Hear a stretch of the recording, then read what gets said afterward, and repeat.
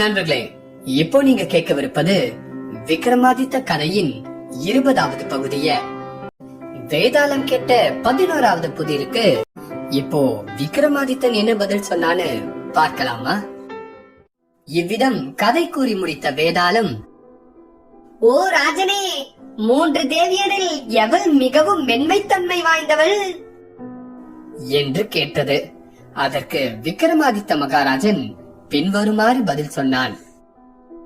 வண்டு கூந்தல் மேல் ஏறினபடியால் தாரகவல்லியின் தேகம் மூர்ச்சித்தது.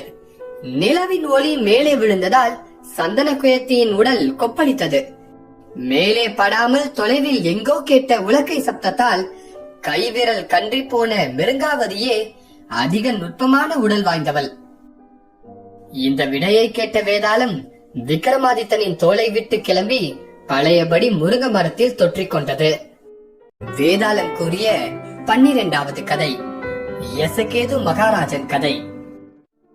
விக்ரமாதித்தன் மறுபடியும் முருங்க மரத்திலிருந்து வேதாளத்தை பிடித்துக் கொண்டு வரும்போது அது மறுபடியும், கேளும் ஐயா ராஜனே, புதிர் கதையொன்று சொல்கிறேன் என்று வேதாளம் பின்வரும் கதையை சொல்ல ஆரம்பித்தது. அங்க தேசத்திலே வாரணாபுரத்தை தலைநகராக கொண்டு அரசாண்ட எசகேது என்னும் மன்னன் ஒருவன் இருந்தான். அவனுக்கு வம்சமார்கன் என்ற விருது பெயரும் உண்டு. காம தகனத்தில் எரிந்து போன மன்மதனே மீண்டும் உயிர் பெற்று எழுந்தவனோ என்று எண்ணும்படியான அழகு வாய்ந்தவன் எசகேது. இந்திரனுக்கு பிரகஸ்பதி இருந்தது போல அந்த பூலோக வேந்தனுக்கு தீர்க்கதரிசி என்ற மந்திரி ஒருவன் இருந்தான். மன்னவனுக்கு சந்திரவதனை என்ற நிலவை பழிக்கும் அழகிய நாயகி ஒருத்தி உண்டு. அவளுடைய இளமை கொழிப்பிலும் மோக கவர்ச்சியிலும் மயங்கி கிடந்த மன்னன் நாட்டின் நிர்வாகத்தை எல்லாம் தன் மந்திரி வசமே ஒப்படைத்துவிட்டு சுகபோகங்களை அனுபவிக்கலானான். நாட்டின் நிர்வாக கவலையை இரவும் பகலும் ஏற்று மந்திரி தீர்க்கதரிசி உழைத்து வந்தான். ஆயினும் ஊரிலே அவனை பற்றி மந்திரி தீர்க்கதரிசி அரசன் மனதை கலைத்து அவனை சுகபோகங்களில் ஆழ்த்தி பெயருக்கு மட்டும் அவனை அரசனாக வைத்துவிட்டு எல்லா அதிகாரங்களையும் தானே செலுத்துகிறான் என்ற வீண் அபவாதம் கிளம்பியது. அதனால் மந்திரி மனம் வருந்தி தன் மனைவியான மேதாவதியிடம், என் அன்பே, அரசனோ போகத்தில் ஆழ்ந்து கிடக்க அவன் வேலையை நான் செய்கிறேன். ஆனால் ஊரிலோ நான் ராஜ்யத்தையே விழுங்கி விட்டதாக என் மீது அபாண்டம் சுமத்துகிறார்கள். இத்தகைய அபவாதம் பெரியவர்களையும் பாதிக்குமே. சீதையை பற்றிய பழி சொல்லுக்கு பயந்து ஸ்ரீராமனே அவளை துறக்க நேர்ந்ததல்லவா? ஆகவே இந்த பழியிலிருந்து தப்ப வழி என்ன என்று கேட்டான். தன் பெயருக்கு ஏற்றபடி நல்ல மேதையுடைய மந்திரியின் மனைவி மேதாவதியும் பின்வருமாறு யோசனை கூறினாள். நீங்கள் சிறிது காலம் இந்த இடத்தை விட்டு தேசாந்திரியாக வெளிநாடுகளுக்கு போயிருப்பதுதான் நல்லது. அப்போதுதான் உங்களுக்கு இந்த அரசாட்சியின் மீது பதவி மோகம் இல்லை என்ற உண்மை பிறருக்கு தெரியும், அபவாதமும் மறையும். அதோடின்றி தாங்கள் ஊரிலே இல்லாத காலத்தில் அரசரும் ராஜ்யபாரத்தை தாமே ஏற்று நிர்வகிப்பார். அதனால் பெண்ணாசையின் காரணமாக சுகபோகத்தின் மீது அவருக்கு உள்ள மோகமும் கொஞ்சம் கொஞ்சமாக குறையும். அப்பால் நீங்கள் திரும்பி வந்த பிறகும் எவ்விதமான பழி சொல்லுக்கும் இடமில்லாமல் நீங்கள் மந்திரி தொழிலை நடத்தலாம். ஆகவே தாங்கள் நாடோடியாக புறப்பட்டு புண்ணிய தீர்த்தங்களில் ஸ்நானம் செய்ய வேண்டும் என்று அரசரிடம் அனுமதி பெற்றுக் கொள்ளுங்கள். தன் மனையால் இவ்விதம் கூறியதை கேட்ட அமைச்சன் அந்த ஆலோசனையை ஏற்றுக்கொண்டு அவ்விதமே செய்வதாக சொன்னான். பிறகு அவன் அரசரின் சமூகம் சென்று பேசிக் கொண்டிருந்த போது பேச்சு வாக்கிலே, மன்னர் பெருமானே, சிறிது காலம் புண்ணிய ஸ்தலங்களுக்கு சென்று வரலாம் என்று இருக்கிறேன். அந்த ஆசை என்னை நன்றாக பற்றி கொண்டிருக்கிறது. ஆகவே அதற்கு அனுமதி அளிக்க வேண்டும் என்று வேண்டிக் கொண்டான். ஆனால் அரசனோ அதற்கு இணங்கவில்லை. வேண்டாம், வீட்டிலிருந்து கொண்டு தான தர்மம் முதலியானவைகளை செய்து அந்த புண்ணியத்தை அடைய முடியாதா? இதற்காக புண்ணிய ஸ்தலங்களுக்கு செல்ல வேண்டிய அவசியமே இல்லையே என்று மன்னவன் கூறி முடித்தான். இதை கேட்ட மந்திரி, அரசே, செல்வத்தால் ஏற்படும் பயனால் அல்லவா தான தர்ம புண்ணியங்களை அடைய முடியும். ஆனால் புண்ணிய ஸ்தலங்களுக்கு சென்று புனித நீராடுவது நிரந்தரமான புண்ணியத்தை கொடுக்கும். அது மட்டும் இல்லாமல் அந்த புண்ணிய ஸ்தலங்களை பெரியவர்கள் தங்கள் இளமையிலே சென்று தரிசிப்பார்கள். இல்லாவிட்டால் அந்த பேரு கிடைக்கும் என்று நிச்சயம் ஏது இந்த ஜென்மத்தையும் நிலையில்லா உடலையும் நாம் நம்ப முடியுமா என்று திரும்பவும் மந்திரி தன் வேண்டுகோளை வற்புறுத்தி கூறினான். அதை மறுபடியும் அரசன் மறுத்து உரைத்து தடுக்கப் போகும் சமயம் பணியாள் ஒருவன் உள்ளே வந்து அரசனிடம், மன்னர் பெருமானே, சூரியன் வானவீதியின் மத்திக்கு வரப்போகிறான். தாங்கள் எழுந்து ஸ்நானம் செய்ய வேண்டிய காலம் கடந்து போகிறது என்று தெரிவித்தான். உடனே நீல வேந்தனும் எழுந்து நீராட சென்று விட்டான். மந்திரியோ வாய் பேசாமல் அரசனுக்கு வணங்கிவிட்டு தன் வீடு திரும்பினான். பிறகு மந்திரி யாருக்கும் தெரியாமல், தன் வேலைக்காரர்களுக்கும் கூட தெரியாதபடி ரகசியமாக புறப்பட்டு விட்டான். இல்ல கிழத்தியை அவன் தன்னுடன் அழைத்து செல்லாமல் ஊரிலேயே விட்டு விட்டான். அவள் அவ்விடத்தை விட்டு கிளம்பக்கூடாது என்றும் தடுத்து விட்டான். தனியாக அவன் கொஞ்சமும் களைப்பு இல்லாமல் தேசம் தேசமாக சுற்றி அநேக புண்ணிய ஸ்தலங்களை தரிசித்து கடைசியாக பவுண்டர தேசத்தை அடைந்தான். அந்நாட்டிலே கடற்கரையை ஒட்டி சமீபத்தில் இருந்த ஒரு நகரத்தை அடைந்து அங்கே உள்ள சிவன் கோவிலுக்கு போய் சுவாமி தரிசனம் செய்துவிட்டு அதன் பிரகாரத்தில் உட்கார்ந்து விட்டான் மந்திரி தீர்க்கதரிசி. அவ்வூரில் நீதிதத்தன் என்ற வியாபாரி ஒருவன் இருந்தான். சுவாமி தரிசனத்திற்காக அவன் கோவிலுக்கு வந்தான். அங்கே பிரகாரத்தில் பிரயாணத்தால் புழுதி படிந்து களைப்புற்று வெயிலில் கிடந்த தீர்க்கதரிசியை கண்டான். அந்த வியாபாரி வந்தவர்களை நன்றாக உபசரிக்கும் குணமுள்ளவன். அவன் தீர்க்கதரிசியை பார்த்தான். நல்ல ஸ்திதியில் இருப்பவன் என்பதற்கான அடையாளங்களும் அவன் மேல் தென்பட்டன. உடனே வியாபாரி அவனை தன் வீட்டிற்கு அழைத்து சென்று அவனுடைய நிலைக்கு ஏற்றபடி நன்றாக உபசரித்தான். தீர்க்கதரிசி நீராடி சாப்பிட்டு களைப்பு நீங்கிய பிறகு, நீங்கள் யார், எங்கிருந்து வருகிறீர்கள், எங்கே போகிறீர்கள் என்று நீதிதத்தன் குசல பிரசனம் செய்தான். தீர்க்கதரிசி என்பது என் பெயர். நான் அங்க தேசத்திலிருந்து சேஷ்திராடனம் செய்ய வந்திருக்கிறேன் என்று மட்டும் சொன்னான். இதை கேட்ட வியாபாரி, நான் வியாபார விஷயமாக ஸ்வர்ணத்தீவுக்கு புறப்பட போகிறேன். ஆகவே நான் திரும்பி வரும் வரையில் நீங்கள் என் வீட்டில் தங்கி இளைப்பாருங்கள். நான் திரும்பி வந்த பிறகு நீங்கள் புறப்பட்டு போகலாம் என்றான். ஐயா, அப்படியானால் நான் மட்டும் இங்கே இருப்பானேன்? உங்களுக்கு ஆட்சேபனை இல்லையானால் நானும் உங்களுடன் கூடவே புறப்பட்டு வருகிறேன் என்று அவன் கூறியதை கேட்டு வியாபாரியும் அதற்கு ஒப்புக்கொண்டான். மந்திரி அன்றைய தினத்தை அந்த வீட்டிலே கழித்தான். மறுநாள் அவன் வியாபாரியுடன் கப்பல் ஏறி கடலில் பிரயாணம் செய்ய ஆரம்பித்தான். கப்பலில் சரக்கு நிறைய ஏற்றி இருந்தது. கடற்பிரயாணம் அரிய காட்சிகளுடன் மனதிற்கு ரம்யமாகத்தான் இருந்தது. காலக்கிரமத்தில் ஸ்வர்ணத்தீவை தீர்க்கதரிசி அடைந்தான். வியாபாரத்தில் ஈடுபட்டிருந்த நீதி தத்தனோடு அந்த தீவில் சிறிது காலம் தங்கியிருந்து விட்டு திரும்பவும் அவனுடனே புறப்பட்டு மந்திரி ஊர் திரும்பினான். அவ்விதம் வரும்போது வழியில் நடுக்கடலில் திடீரென்று ஒரு அலை மிகவும் உயர கிளம்பியதை கண்டான். உடனே கடலிலிருந்து ஒரு கற்பக விருஷம் தோன்றியது.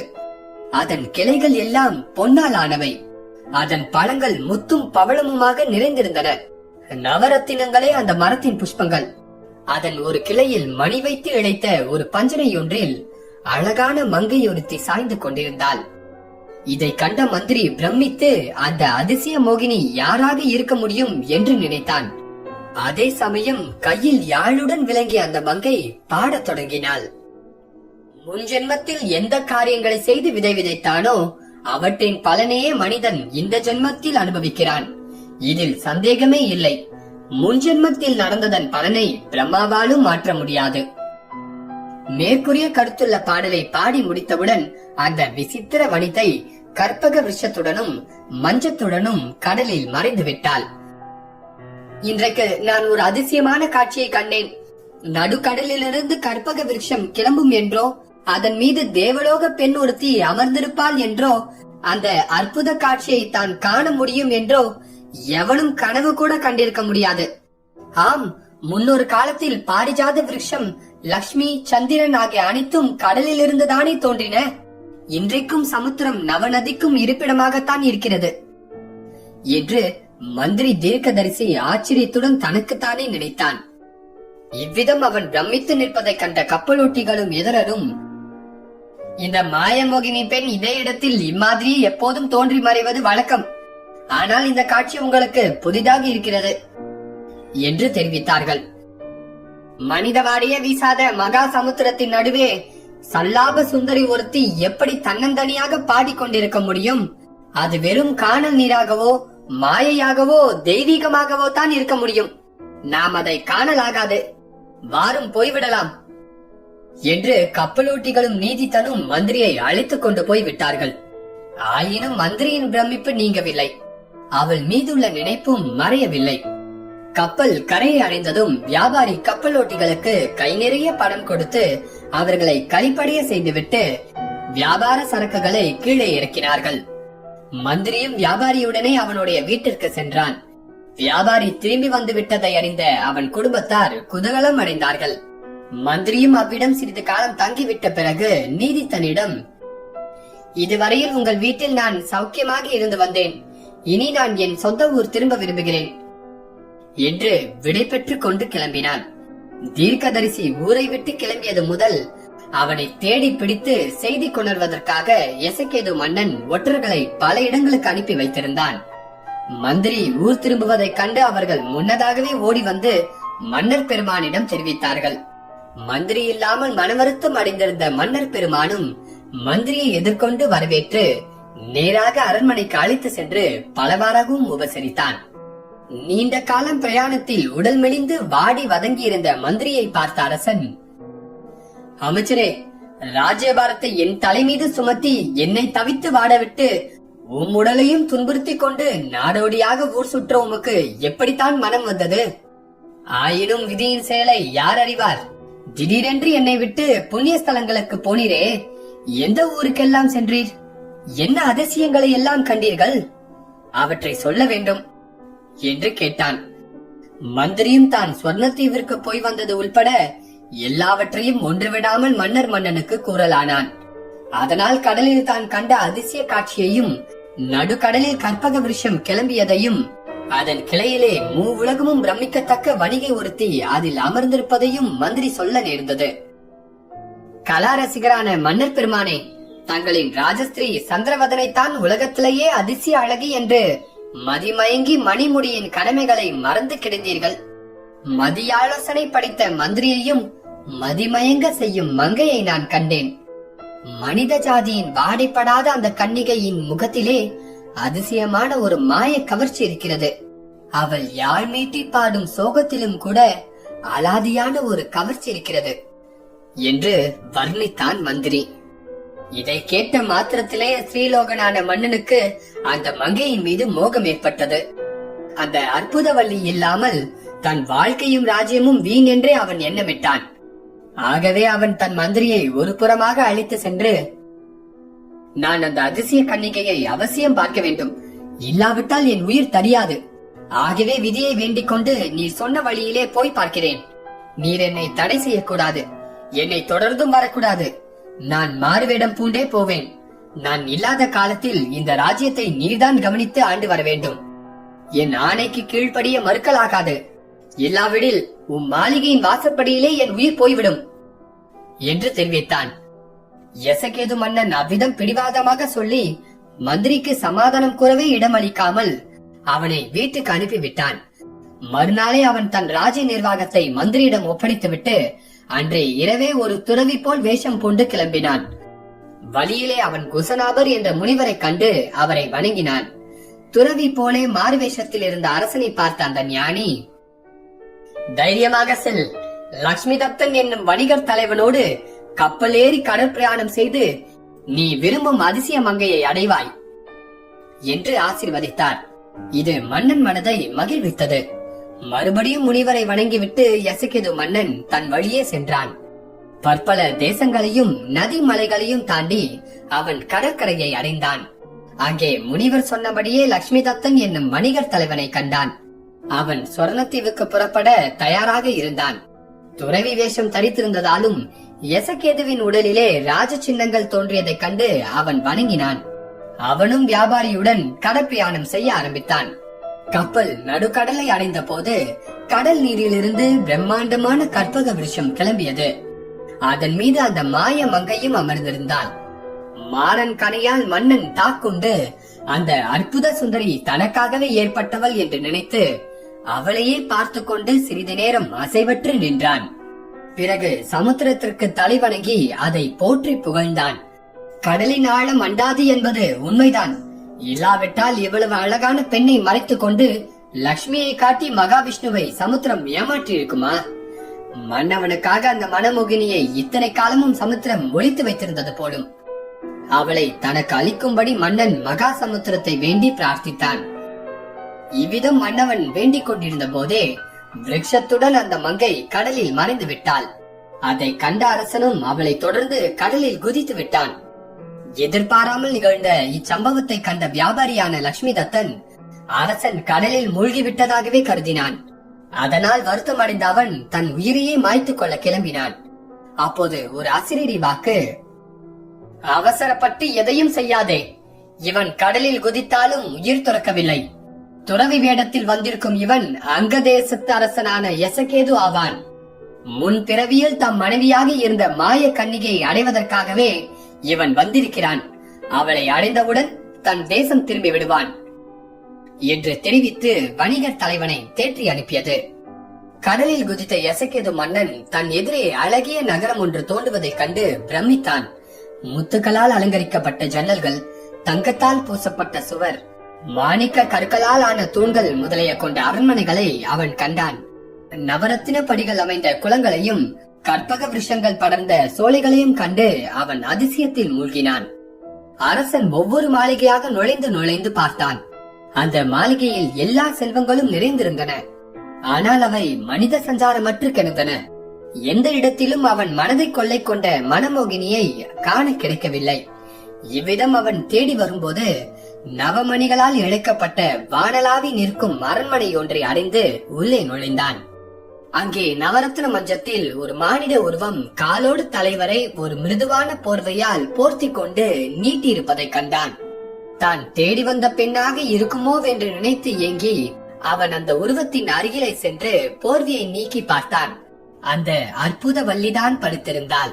நிலா துண்டு போன்ற அவள் முகத்தை கண்டு அரசன் தன்னை மறந்து அவளையே பார்த்து நின்றான். அந்த பாதாள கன்னிகையும் துயில் நீங்கி கண் விழித்து தன் எதிரே ராஜ சின்னங்கள் எல்லாம் விளங்க துறவி வேடத்தில் நிற்பவரை கண்டு உவகை பூத்து படபடப்புடன் எழுந்து குனிந்த தலையுடன் அவரை வரவேற்றாள். மன்னன் காலிலே விழுந்து வணங்கினாள் மாயசுந்தரி. தாங்கள் யார்? இந்த பாதாள லோகத்திற்கு தாங்கள் வந்த காரணம் யாது? தங்கள் உடலிலே ராஜ சின்னங்கள் இருந்தும் தாங்கள் துறவி வேஷம் பூண்டிருக்கிறீர்களே, அது எதனால்? இந்த விவரங்களை தெரிவிக்க வேண்டும் என்று அவள் வேண்டினாள். அரசனும் அதை கேட்டு பின்வருமாறு பதில் சொன்னான். நான் அங்கதேசத்து அரசன் எசகேது. தினந்தோறும் கடலில் இந்த இடத்தில் உன்னை காணலாம் என்று என் நண்பன் ஒருவன் சொல்ல கேட்டேன். அவன் வார்த்தையை முற்றிலும் நம்பலாம். ஆகவே உன்னை பார்க்க விரும்பி என் நாட்டையும் துறந்து இந்த வேஷம் பூண்டு இவ்விடம் வந்தேன். உன்னை கண்டு உன்னை அடைய பின்தொடர்ந்து வந்தேன். இனி நீ யார் என்பதை சொல். அரசனுடைய கேள்வியை செவியுற்ற மங்கைக்கு வெட்கம், ஆசை ஆகிய உணர்ச்சிகள் ஏற்படலாயின. அவள் தன்னை பற்றி பின்வருமாறு தெரிவித்தாள். வித்யாதரர்களுக்கு மிருகாசேனர் என்ற தலைவர் ஒருவர் இருக்கிறார். நான் அவருடைய குமாரத்தி, மிருங்காவதி என்று பெயர். என் பிதா ஏதோ ஒரு காரணத்தால் என்னை இந்நகரத்தில் தனியாக விட்டுவிட்டு தம் குடிப்படைகளுடன் ஏதோ ஒரு இடத்திற்கு போய்விட்டார். ஆகவே பிறர் துணையின்றி இருக்கும் நான் என் தனிமையின் வருத்தத்தை போக்க கடலிலிருந்து எந்திரத்தால் ஆன கற்பக விருஷத்தில் வெளிப்பட்டு விதியின் விளையாட்டை பற்றி கூறும் சோக பாடலை யாழிசையுடன் பாடி வருகிறேன். முனிவர் கூறிய மொழி அரசனுக்கு நினைவு வந்தது. அன்பு ததும்ப அவளிடம் பேசி தன்னை மணந்து கொள்ளும்படி தன் கோரிக்கையை திரும்ப திரும்ப வற்புறுத்தி கூறினான். அதனால் அவளும் அவனை மணக்க ஒப்புக்கொண்டாள். ஆயினும் ஒரே ஒரு நிபந்தனை விதித்தாள். மாசத்தில் 4 நாள் சுக்லபக்ஷம், கிருஷ்ணபக்ஷம் இரண்டிலும் அஷ்டமி, சதுர்த்தி நாட்களில் என் நிலை வேறு. அந்த நாட்களில் நான் எங்கே போனாலும் தாங்கள் அதை பற்றி என்னிடம் கேட்க கூடாது. நான் போகலாகாது என்று தடுக்கவும் கூடாது. இதற்கு காரணம் இருக்கிறது. வித்யாதர மங்கை இவ்விதம் சொன்னதை கேட்ட மன்னவன் அவள் விதித்த நிபந்தனைக்கு ஒப்புக்கொண்டு அவளை கந்தர்வ முறையில் மனம் செய்து கொண்டான். இவ்விதம் எசகேது மன்னன் மிருங்காவதியுடன் சந்தோஷமாக இருந்து வரும் காலத்தில் ஒரு நாள் அவள், இன்றைக்கு கிருஷ்ணபக்ஷத்து சதுர்தசி, நான் முன்னே தெரிவித்துள்ளபடி ஒரு முக்கியமான விஷயமாக நான் ஏதோ ஒரு இடத்திற்கு போக வேண்டும். நீங்கள் இங்கேயே இருங்கள். அப்படி இருக்கும்போது பளிங்கு கல்லால் ஆன அந்த மண்டபத்தில் மட்டும் நுழைய வேண்டாம். அவ்விதம் செய்தால் தாங்கள் குளத்தில் மூழ்கி உங்கள் சொந்த ஊருக்கு போய் சேர்ந்து விடுவீர்கள் என்று அரசனிடம் தெரிவித்து எச்சரித்தாள். அதன் பின்னர் மிருகாவதி அவனிடம் விடை பெற்றுக் கொண்டு பாதாள நகரத்தை விட்டு வெளியேறினாள். அதன் ரகசியம் என்னவென்பதை அறிய விரும்பிய ராஜனும் தன் கையில் உருவிய வாளுடன் மறைவாக அவளை பின்தொடர்ந்து சென்றான். நாகலோகமே மனித உருவெடுத்து வந்தது போன்ற பயங்கர உருவத்துடன் ஜலதுஷ்டன் ஒருவன் வருவதை அரசன் கண்டான். அந்த துஷ்டனுடைய வாய் ஒரு குகை போல் இருண்டு பெரிதாக திறந்திருந்தது. அவன் கோரமாக கூச்சலிட்டுக் கொண்டு அப்படியே மிருகாவதி மீது பாய்ந்து அவளை வாரி எடுத்து வாயில் இட்டு விழுங்கிவிட்டான். இதை கண்ட அரசன் ஆத்திரம் பற்றி கொள்ள கனல் கக்கும் விழிகளால் பார்த்தான். உடனே அவன் தன் வாளை உருவி அந்த பயங்கர துஷ்டனை தாக்கி அவன் தலையை வெட்டி விட்டான். அவன் உடலில் இருந்து குபுகுபு வென்று பீரிட்ட ரத்தத்தை கண்ட அரசனுடைய கோபத்தின் வேகம் கொஞ்சம் தணிந்தது. ஆயினும் தன் இன்ப வழியை இழந்த துக்கம் அவனை விட்டு நீங்கவில்லை. மேலே என்ன செய்வது என்று அறியாமல் மன்னவன் திகைத்து நின்ற போது மேகம் போல கருத்திருந்த ஜலதுஷ்டனின் வயிற்றை கிழித்துக் கொண்டு மிருங்காவதி வெளியில் வந்தாள். மிருங்காவதி தனக்கு எவ்விதமான ஊனம் இல்லாமல் பூரண சந்திரோதயம் போல புது வனப்புடன் கிளம்பினாள்.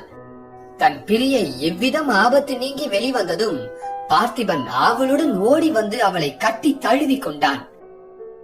என் அன்பே, இதெல்லாம் என்ன? கனவா நனவா? எல்லாம் அதிசயத்தினுள் அதிசயமாய் இருக்கிறதே என்று கேட்டான். இப்படி அரசன் கேட்டவுடனே வித்யாதர மங்கை முன் நடந்ததை அனைத்தையும் நினைவிற்கொண்டு பின்வருமாறு சொல்லலானாள். இது கனவும் அல்ல, மாய தோற்றமும் அல்ல. வித்துவ ஜனங்களால் வித்யாதரர்களின் தலைவரான என் தந்தை முன்னர் இந்த நகரத்தில் தான் இருந்தார். அவருக்கு பல குமாரர்கள் இருந்தும் ஒரே புதல்வியான என் மீதுதான் அலாதியான பிரியம் வைத்திருந்தார். நான் இல்லாமல் அவர் போஜனமே அருந்த மாட்டார். நானோ சிவபக்தையாதலால் இரு பட்சங்களிலும் அஷ்டமி சதுர்தசி நாட்களில் மனித சஞ்சாரமற்ற இந்த இடத்திற்கு வருவது வழக்கம். ஒரு சதுர்தசி தினம் நான் இவ்விடம் வந்து கௌரியை நீண்ட நேரம் வழிபட்டு கொண்டிருந்தேன். பூஜையில் இருந்த நான் பொழுது போவதை கவனிக்கவில்லை. பூஜை முடிவதற்குள் சூரியஸ்தமனம் ஆகி பகற்பொழுது முடிந்து விட்டது. அன்றைய தினம் என் தகப்பனாருக்கு பசிதாகமாய் இருந்தும் அவர் அன்னபானம் செய்யவில்லை. எனக்காக அவர் காத்திருந்தார். நான் உபவாச விரதமிருந்து வரும் வரை அகோர பசியுடன் காத்திருந்த என் தந்தைக்கு நெருப்பு மலை என கோபம் வந்துவிட்டது. என் தவறை உணர்ந்து நான் தலையை தொங்கவிட்டு கொண்டு நின்றேன். விதிவசத்தால் என் மீதிருந்த அன்பையும் மீறி சபிக்கலானார். உன்னுடைய அகந்தையால் இன்றைக்கு பசி என்னை விழுங்க, அதனால் நான் தவிக்க நேர்ந்தது. வெறும் ஜலத்தையே குடித்து நீ உபவாசம் இருந்ததாக சொல்கிறாய். நான் ஜலம் கூட அருந்தாமல் உனக்காக பட்டினி கிடந்து காத்திருந்தேன். ஆகவே ஒவ்வொரு அஷ்டமி சதுர்தசி தினங்களிலும் நகரத்திற்கு வெளியே சிவ பூஜைக்காக நீ போகும்போது உன்னை கிருதாந்த சந்திராசன் என்னும் ஜலதுஷ்டன் விழுங்கி விடுவான். ஒவ்வொரு தடவையும் உன்னை அவன் விழுங்கும் போது நீ அவன் வயிற்றை பீறிக்கொண்டு உயிரோடு வெளிவந்து விடுவாய். இந்த சாபத்தை பற்றி உனக்கு நினைவே வராது. உன்னை அவன் விழுங்கும் போது வலியும் தோன்றாது.